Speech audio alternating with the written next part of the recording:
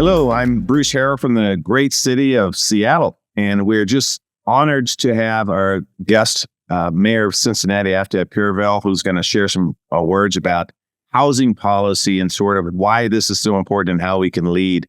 As we all know, this is a critical issue that's facing every city, every town in this country. And so I heard Harrell, even last week at another conference, really talk about his life experiences and why how he has become the leader that he is. And so we're real happy to have him on our show right now.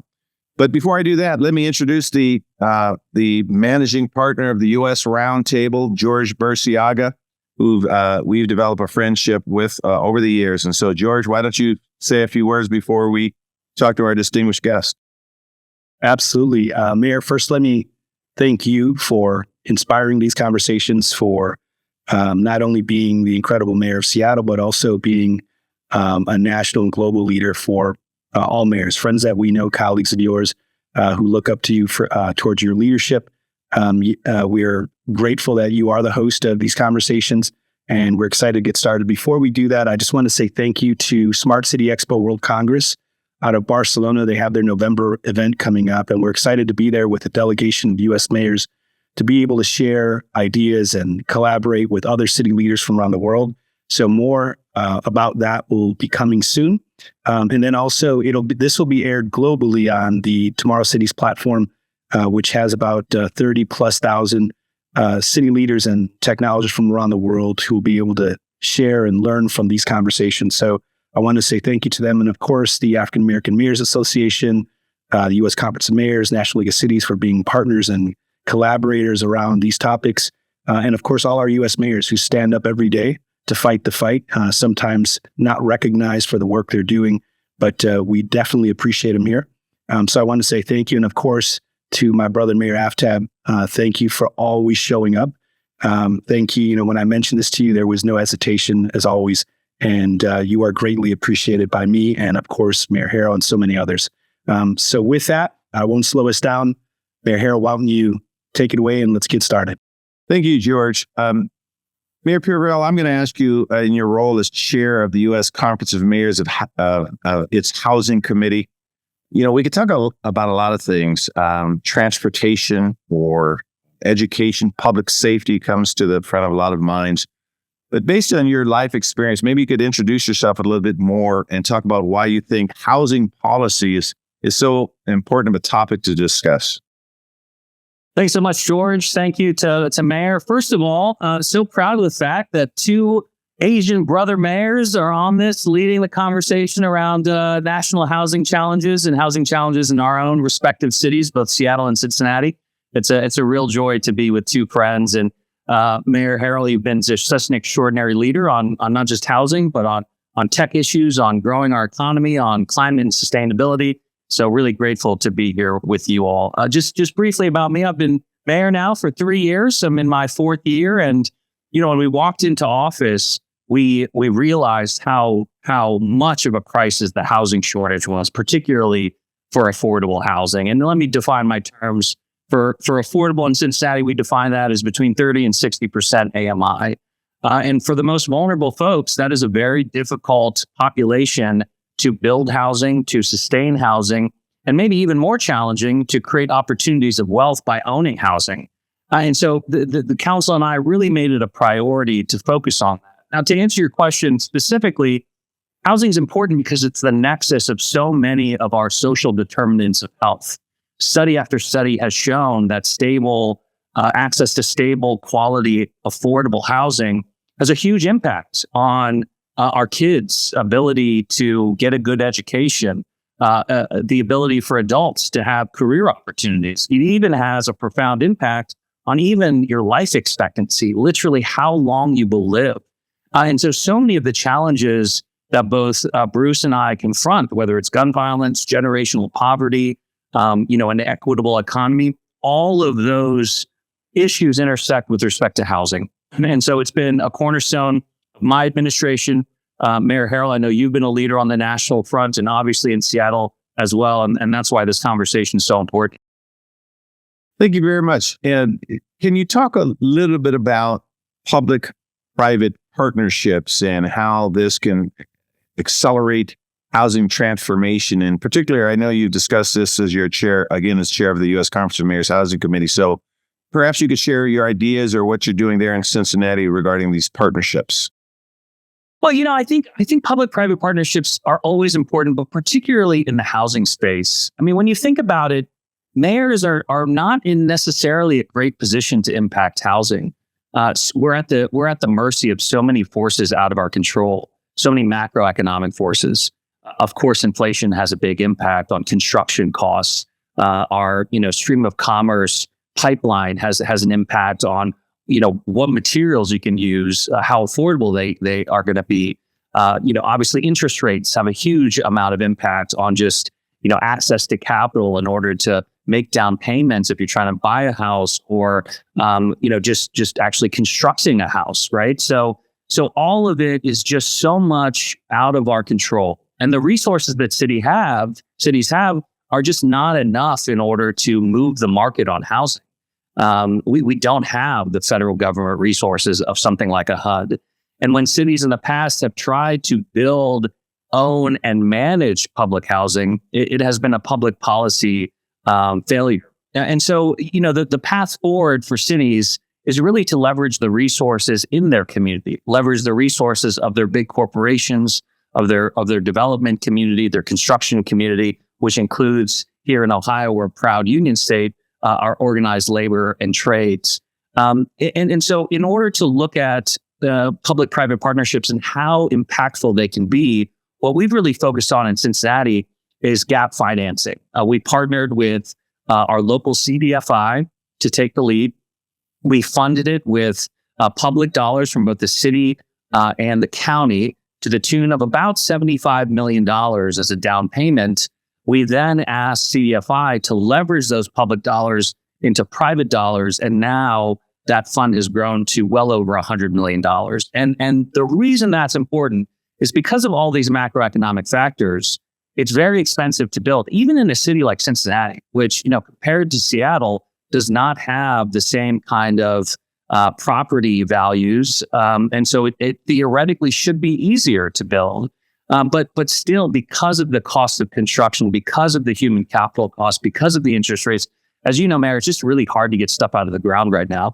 And so we can throw all the incentives, all the tax abatements, all the tax increment financing products that we have, and it still falls short. So to fill that gap, having that public-private partnership really brings affordable projects into reality much quicker. And in fact, when you look at the data, since we've created the Affordable Housing Trust Fund over the past 3 years, we've created 3 times more affordable units than the previous administration combined.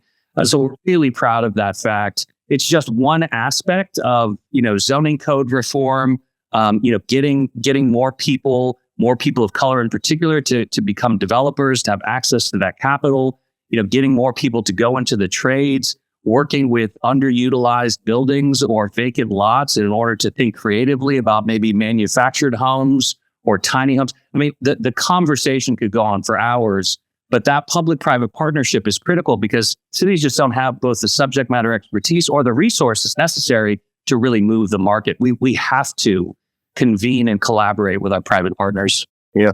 Aftab, I love the way you talked about the social determinants, how the rural housing plays into this. And when I talk about your gap financing model, it makes so much sense.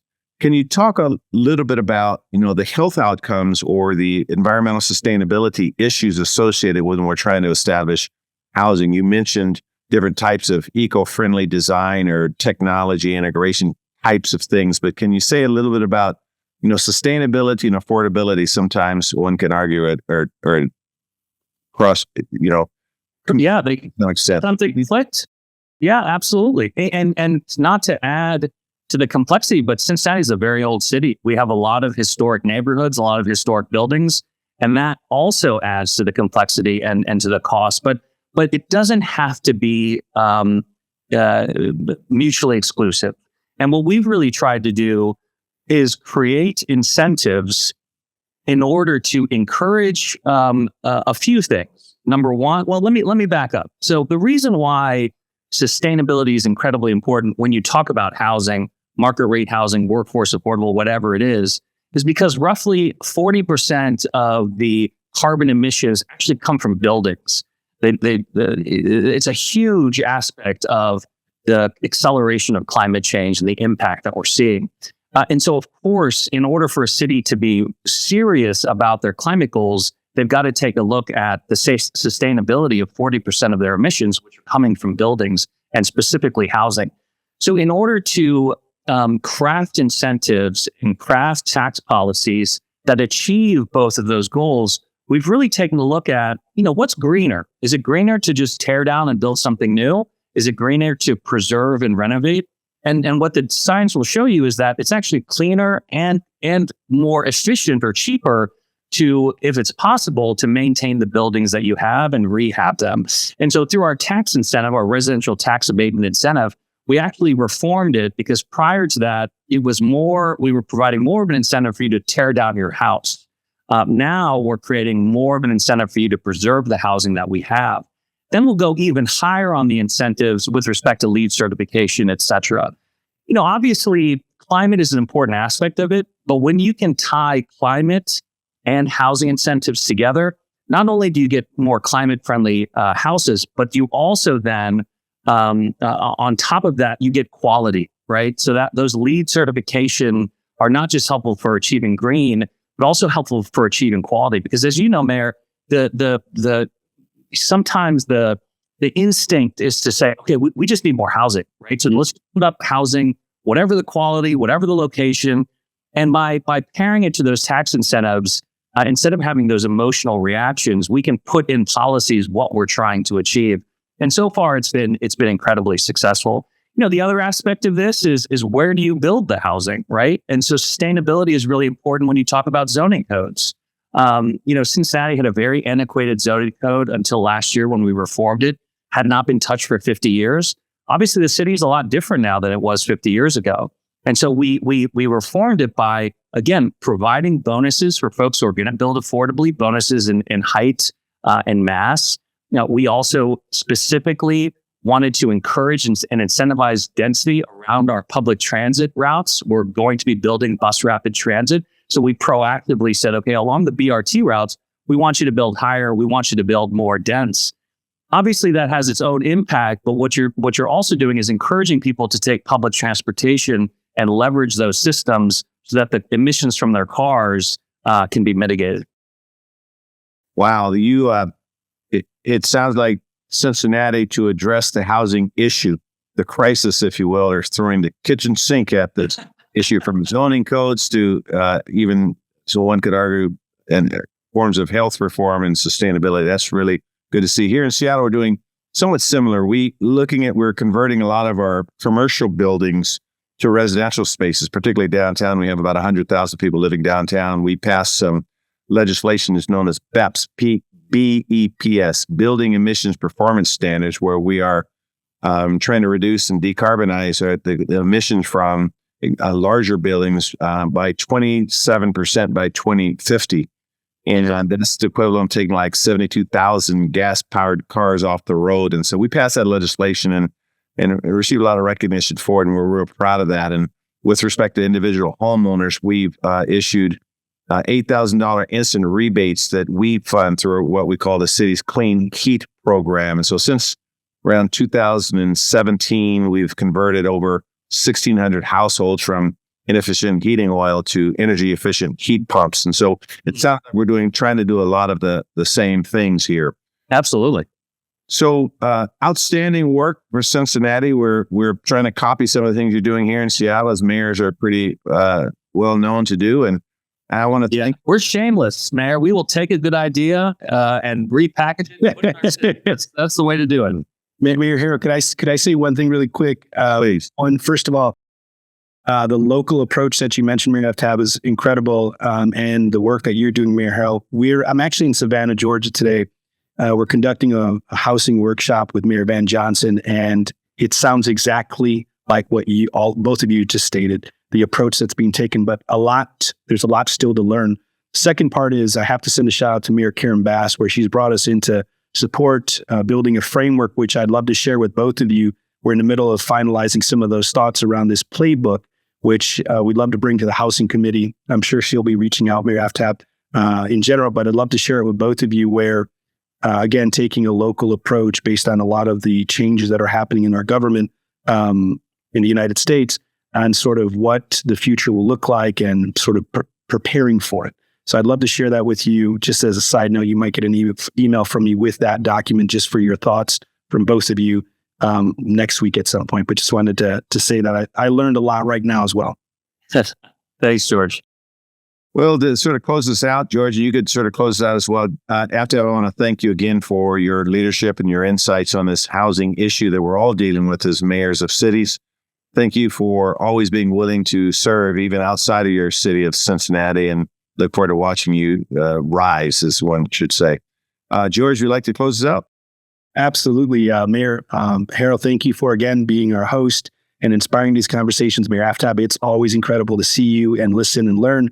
I want to send a special thank you to the Smart City Expo World Congress and Tomorrow Cities, all of our partners, our collaborators, everyone who stands with us as we work through these conversations, and just excited for our next roundtable session, which will happen in a few months.